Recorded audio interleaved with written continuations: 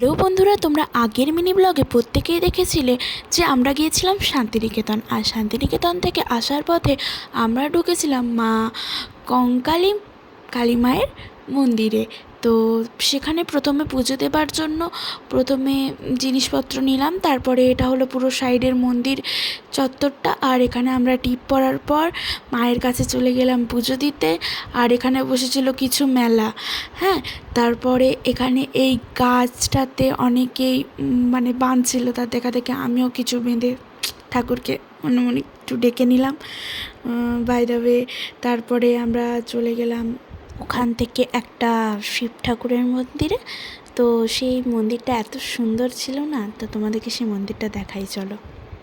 এই হলো সেই মন্দিরটা, দেখো কি সুন্দর কেদারনাথ স্টাইলের মন্দিরটা। জানি না কবে কেদারনাথ যাওয়া হবে, তার আগে এখানে দেখি শখটা পূরণ করে নিলাম। আজকের মিনি ব্লগটা এত দূরই, দেখা হচ্ছে নেক্সট মিনি ব্লগে। Good bye.